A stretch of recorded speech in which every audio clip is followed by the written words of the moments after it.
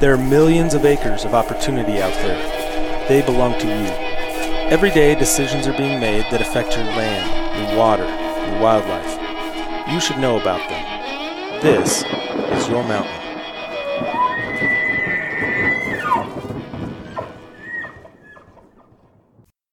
Welcome, everybody, to the Your Mountain podcast. I'm your host, David Wilms. With me, as always, is Mike McGrady. Hey, Dave. How's it going?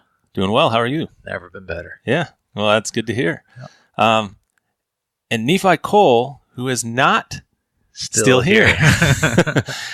So we're gonna do a podcast today. We're gonna touch on a non-controversial topic. Mm-hmm. Well, let's just be clear. Nephi will be back next week. He will. Yeah, it's not like he's left forever. He'll be back. Okay. But he had some stuff come up, wasn't able to be with us this week for this episode, and so we'll try and carry on without him. And we'll see what we can do. Don't know if it won't be the same. No, it will not. It will not be the same, but we'll do our best. Anyway, like I was saying, we're going to try and cover today. We're going to do a bit of an issue breakdown here, a dissection of a current topic, not controversial at all. Nobody has any real opinions on it, near as I can tell. Right. Nobody cares. Nobody cares. The Endangered Species Act. You don't care about it. No, of course not. No, I don't deal with it You've at all. You've never dealt with it, right? No, never dealt with it. No. Okay, being a little facetious. Yeah, joking aside, you have dealt with it. What kind of work have you done with the Endangered Species Act in your career? Well, litigation and policy. So I've had a few cases representing the state of Wyoming related to sage grouse, pygmy rabbits, and white bark pine, and a few other cases that tie in the Endangered Species Act and its various provisions. And then policy-wise, just have worked on issues for the state and state management of species that were potentially listed or could be listed or at that point. So it's just been sort of a interaction on the provisions on how it works, either on the front end or the back end. Yeah. What about you? So I have the same. Only I'm going to add one more layer to it. Mm-hmm. So I've worked on it, policy, law, and then as a biologist as well. Mm-hmm. So I worked in the field as a small mammal biologist for a while, and specifically on black-tailed prairie dogs, which at the time I was working on them in the early 2000s, and they had been petitioned for listing. We were looking at possibilities for reintroduction of black-footed ferrets, and then we're looking at some associated species that rely on prairie dog colonies. And so I had my first exposure to it on that front. And then, like you worked on the litigation side on a handful of species, and then on the policy side as well, and on individual species, but also on the act as a whole. And then actually have taught for a couple of years, a class, multidisciplinary graduate school class at the University of Wyoming on the Endangered Species Act. So we're not coming to this, Mike and I aren't coming to this discussion uninformed. We've seen a lot of this act over the years, and places where it works, places where there are challenges in its implementation, both on the policy and the law side, also on the science side. I was telling my class, the Endangered Species Act it's really where law, science, and policy converge, and that's kind of what we're gonna. That's fair. That's fair. Yeah. So it's not. I hear arguments all the time that when you're talking endangered species, it only be based. Discussions on endangered species should only be based on the best scientific and commercial data available. They don't even talk about commercial data. That's true. Just be clear. That's true. The best. Yeah, that's right. The best scientific information available. That should be it, right? Yeah. But that's not how it's worked. That's not how it was constructed. That's not how it's written. That's not how it's written. Exactly. Yeah. And so that's what we're going to talk about. We're going to talk about the history today, the history of the Endangered Species Act. And I should right up front tell you, this is going to be, at a minimum, a two-parter. So we're gonna today we're just gonna talk about some of the history of the Endangered Species Act. Just before we just bounce off, I just relate one little story that we just mentioned that the way the act is written is important, right? So they have to interpret the law and apply it as it's written. And I was arguing a ESA case in the Ninth Circuit Court of Appeals, and the judges were up there speculating among themselves, the three judges, about what great good they could do if they could rewrite the ESA using their opinion. And this is going on as I'm sitting there waiting for my turn. And I finally got up there and said, you can't do that. You guys have to read what the law actually says, and you can't just fix the ESA by judicial fiat. And so we're going to get to talking about that a little bit too, because that's one of the complications in the way the act has been implemented over the past 40 years is judicial intervention. Some places in the right way, some places maybe stepping a little bit far and taking a more activist role. Yeah. Well, if anybody's wondering, they didn't when their opinion came out. It looked okay. It looked remarkably like my argument when I stood up. so therefore it was good. So you prevailed in the Ninth Circuit on an ESA case. You are in exclusive company. Yeah. Well, maybe not everybody. Somebody prevails on every case. Well, sure. But from the state perspective, you're maybe an exclusive company. Yeah. That was one of the most fun cases. Just because I got to go to Seattle and argue in the Ninth Circuit. Yeah. As a Wyoming attorney, that's different. No, that's pretty. I've done that in the DC circuit. Mm-hmm. And that's been a unique experience for sure. All right, let's move on. So So what we're going to do today, we're going to talk about the history of the Endangered Species Act. How did we get to where we are? How does it generally work? And then next time, we're going to talk about what's going on right now, both in Congress and within the administration, to try and amend the Endangered Species Act. So we'll touch on that later, but today let's talk about... let's lay the groundwork. Yeah. How did we get where we are today? So I don't think there's a person out there that doesn't know the Endangered Species Act exists, but I think there are a lot of people that don't realize this was Congress's third try at getting an Endangered Species Act that works, right? Or that could work.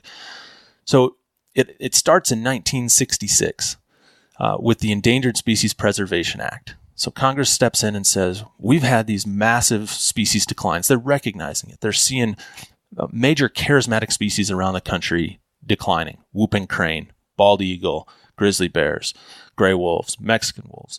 They're these species that we think of today as, we just call them charismatic megafauna, right? Charismatic megafauna are in, and American alligator was another one, are in extreme decline. Right, and Congress steps in and says, "We've got to do something about this. This is a problem. This is a matter of national interest to protect and preserve these species." So they step in and they pass this Endangered Species Preservation Act. And just being totally frank about it, this act it was a feel-good act, had virtually no substance to it. Yeah, right. So. I mean, it's saying first of all, it was only limited to native U.S. animal species, and it provided limited protections.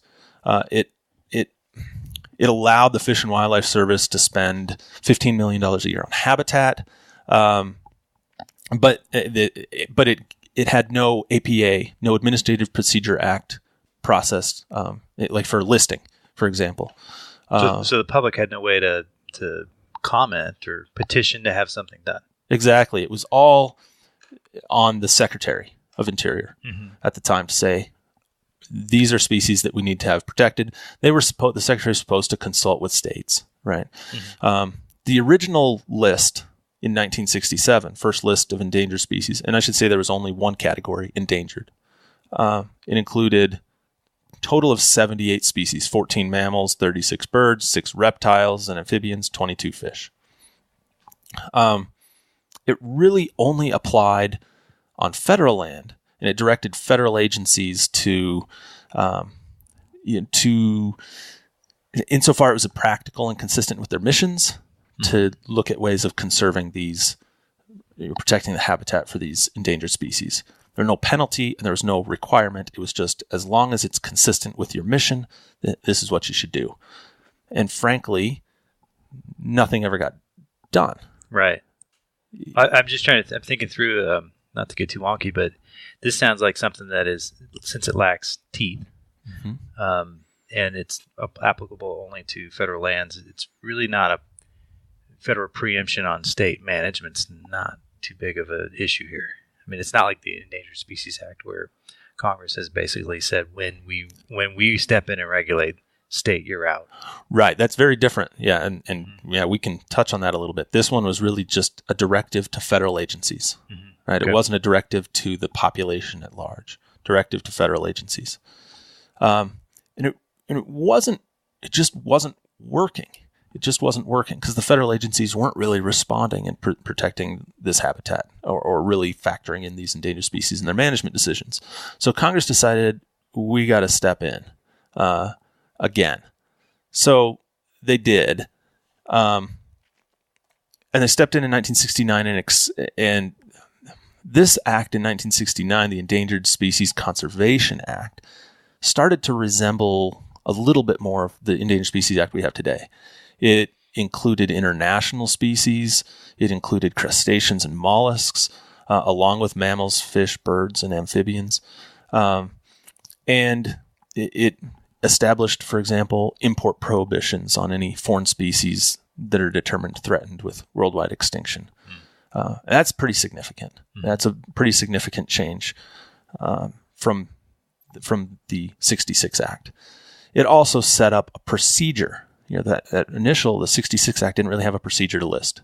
The 69 Act established a procedure. Right. Procedure for the agency to list. Exactly. Right. And it set out criteria they need to look at based on the best scientific and commercial data available to determine if a species warrants listing as endangered. And again, only one status, endangered, listing in this act.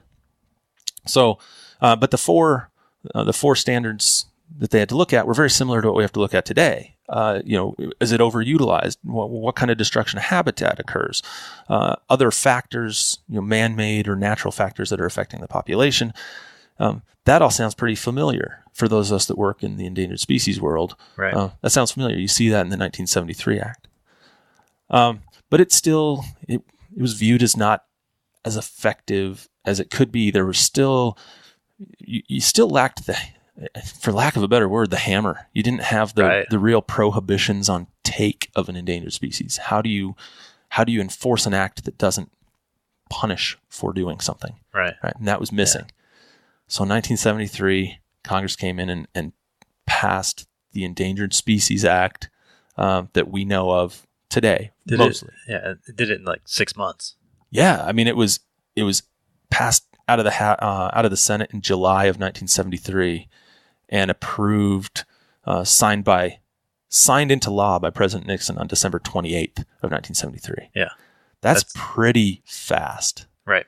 For what has turned into one of the, in the conservation world. I mean, this is the sword of Damocles hanging over everybody's head. Well, I wasn't going to put it that way. I was going to say, for some, it's on par with the Constitution and the Declaration of Independence as far as documents of import in this country. Right. For some, yeah, for absolutely. Some, right? Yeah. And it sailed through, and it sailed through quickly and nearly unanimously. Right. In fact, it was unanimous in the Senate. Right. House was a different story. What was it? 12. Yeah, right. 12 no votes in the House. I can't think of, can you imagine that happening today? No. Well, certainly not for this type of act. Right. Right. Right. You're not seeing these kinds of things come up, for one thing, and or work on. You couldn't find compromise to tweak one minor thing of many of the environmental laws that exist because it becomes a lightning rod. So right. Anyways. The environmental laws that are on the books that were all passed about the same time. Clean Air Act, Clean Water Act, National Environmental Policy Act, Endangered Species Act, all passed around the same time. You can't touch them.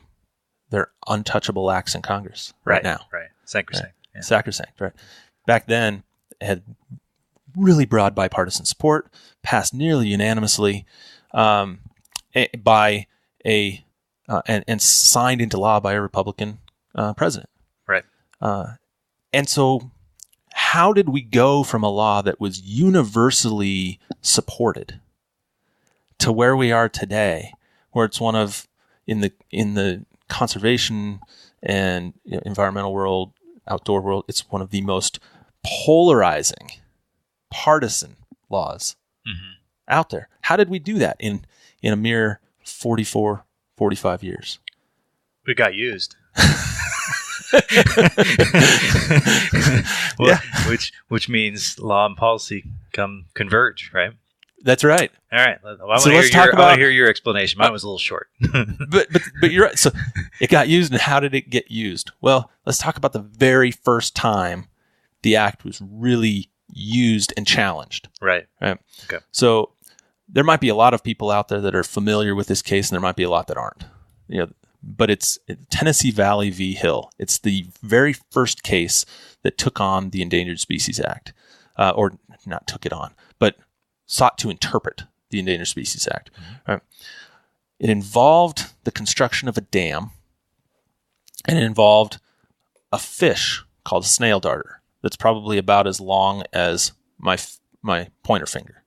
That's not the finger I'm showing you right now. Right. Yeah. But it's about that long. So we're talking a small fish. In 1975, this fish was discovered in the very watershed that this dam was being constructed. The dam was already being built. It was already being funded. It was well underway. So in 1967, Congress had appropriated $100 million to the construction of this dam. Yeah. By the time... So it predated the Endangered Species Act. It did. It predated the Endangered Species Act. By the time the Endangered Species Act was passed in 1973, we were at a point where this dam was about 80% complete. And in 1975, this snail darter was discovered. And it was the Fish and Wildlife Service determined that completion of that project would put the survival of that species in jeopardy. Too much water? Is that the issue for a fish? Stagnated water. I don't know the habitat needs of the snail darter, but it was going to take a free-flowing river and dam it up and create a different type of habitat, and it was going to be a habitat that just wasn't going to work for this fish, right? For the snail darter, and so it was going to put it, and it's the only place they knew it existed. It was going to put it at risk of extinction. So, the project was stopped in its tracks. Congress was continuing to appropriate money, by the way, at this time to the project. Right. And saying, get this done fast. And saying, we want this done. Right. This is an important project to us. We want this done. In spite of the fact that it was listed. So this ultimately went to the Supreme Court. The United States Supreme Court. The United States Supreme Court. And the argument was, one, that stopping this project, it undermined the will of Congress, first of all, to see this project completed, and it would have significant economic impacts on the area to not complete this project. And so it was the economic argument, the first time you heard the economic argument, and that we should allow this project to continue. The Supreme Court, and this fundamentally set the course for how the Endangered Species Act would be interpreted for the next 40 years. The Supreme Court said, economics don't matter. The economics... You cannot look at economics. Right. Irrelevant consideration. It's an irrelevant consideration. Congress intended, according to the language of the act, Congress intended to protect species at all whatever costs. The cost. Right. Yep. And so if it meant costing jobs, throwing away $100 million that had been used for this project and more, didn't matter. Right. And that set the stage for starting this polarization of the act over the next 40 years. So Congress actually stepped in and responded to this. Right. Because Congress still wanted to see this project completed. And the court intervened and said, nope, act doesn't allow it. So what did Congress do? Well, what Congress can do. Amend the act, right? Right. So Congress came in 1978 and amended the act. And So they did two things that were pretty significant in that. First of all, in critical habitat designations, they actually required that economic concerns be considered when designating the critical habitat for species on listing. Now, right. Yeah. Yeah.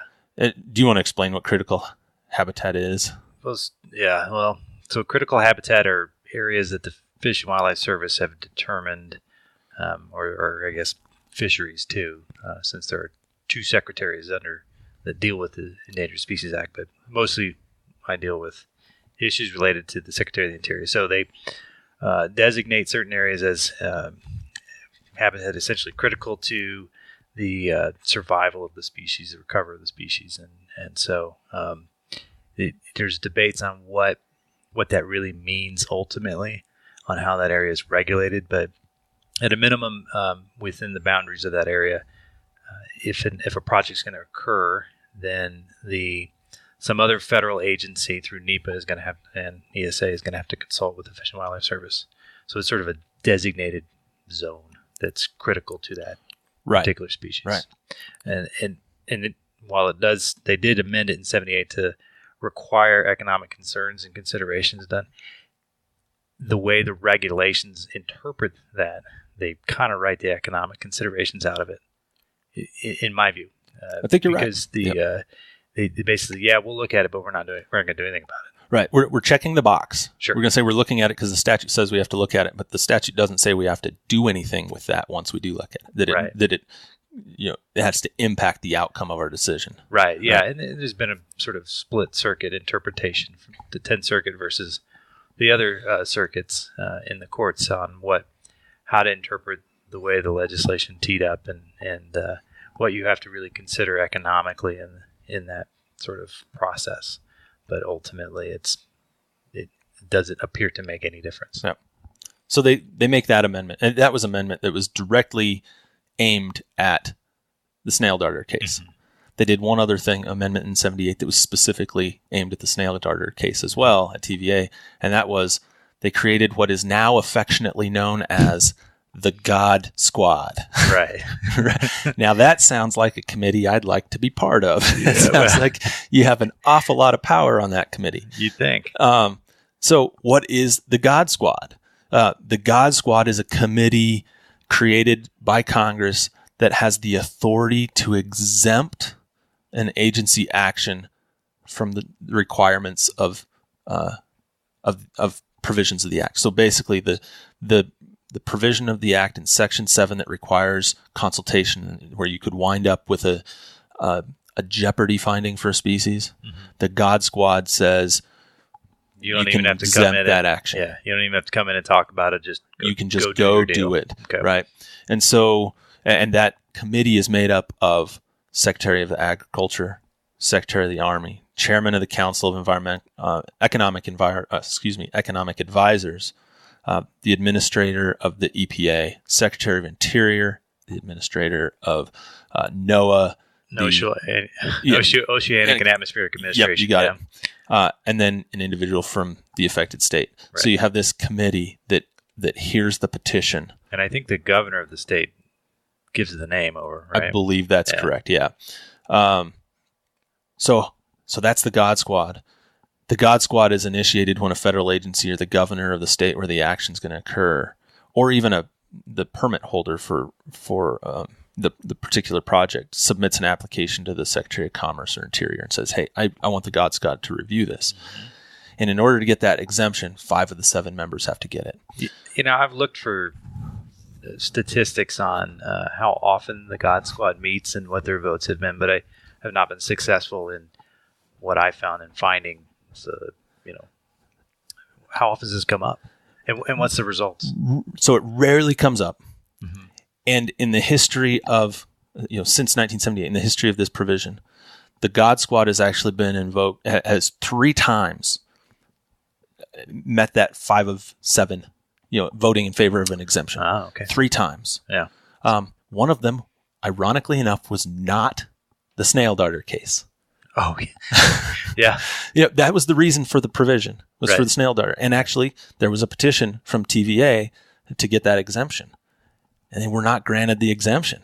So Congress actually came in later and congressionally overrode the U.S. Supreme Court and allowed that project to continue, the TVA. And I will say, ultimately, snail darters were found in a number of different tributaries.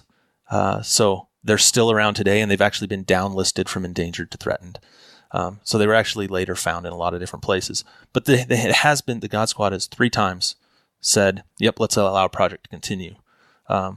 Once was with Gray Rocks Reservoir in Wyoming. It involved some water project in Wyoming, involved species downstream. Mm-hmm.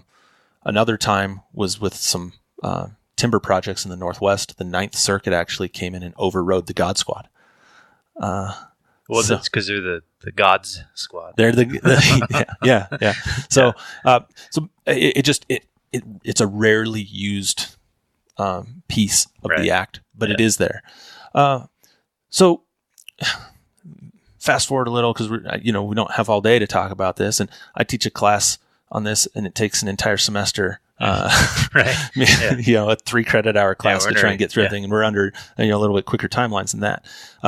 But I just said the word timeline, so maybe we should talk about that piece. Okay. Because I think that's really important for when we talk about what's changed in the act over the years. Right. Right. And so timelines is one thing. We see tons of petitions today. A lot of the litigation you and I have done have been with regards to deadlines, right? So there's in the act there are 2 significant deadlines that are cited frequently in lawsuits. One of them is this 90-day deadline. Right.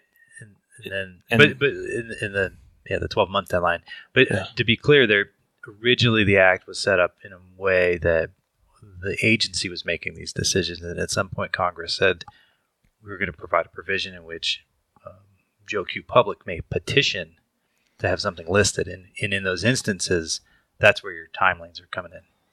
So the agency doesn't have a self-imposed timeline. It's only on citizen petitions. Right, but citizen petitions existed with the 73 Act, right, when it was passed. Yep. Citizen petitions existed. But there was no requirement. So that provision existed, but there was no requirement at the time for the service to do anything with those petitions. Mm-hmm. So there were no deadlines in the original 73 Act to address those petitions. And in the 78 amendments, there was actually an amendment that put a requirement on the service to make a determination within a listing determination within 2 years. Mm-hmm. If they decided not to list, or if they hadn't made that determination, they were required to withdraw any kind of proposal or petition. They had to. They just stopped working on it after 2 years. So in the early 80s, there were some groups complaining that maybe the Fish and Wildlife Service wasn't moving as expeditiously as they should with petitions that they receive, and that was putting species at risk. And so Congress intervened and said, that's not what we intended. Right. We wanted you to take timely action on these species. Right. Yeah. And make an up or down determination. If you read the speeches that were going on around the 82 amendments, you can see where they're saying, using terms like foot dragging, and they need to be working as expeditiously as possible to address these species. And in those instances, they're going to have a timeline that they got to meet. Right. And so to keep them on pace. So in 82, they amended the act and they put in timelines. They put in the timelines we have today.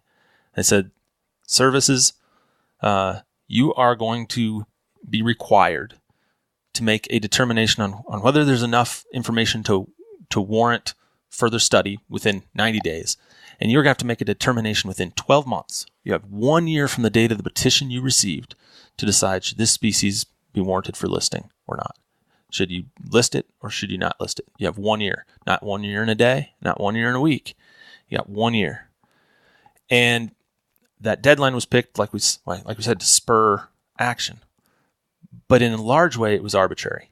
Mm-hmm. It was not tied to anything scientific. And so when we say at the beginning, law, science, policy converging together, if you're in the camp of saying science should dictate decision-making on listed species, that provision should be a red flag to you. Right. That provision should be a red flag to you because that was inserted by politicians as an arbitrary deadline to spur action. It had no scientific rationale. Didn't matter how complex the situation was. And what we've learned since then, as we've seen hundreds of petitions come into the services at a given time, what we've learned since then is that as these petitions come in, 1 year isn't enough.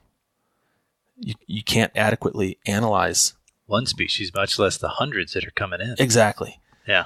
And it's not necessarily a resource limitation. I mean, you could throw unlimited resources at the services, and you just have more petitions come in because it's actually turned into a strategy by about 3 groups to use those deadlines to help manipulate the service's management of species, which then and priorities. Manipulates the entire United States' management of resources. Exactly. So, I hear arguments a lot, and we're going to talk about this next time in more detail. But I hear arguments frequently about the Endangered Species Act will work, and it does work as long as you fully fund it. And I'm sure you've heard the same thing. Oh yeah. What do you think fully funding it means? Well, that's a good question.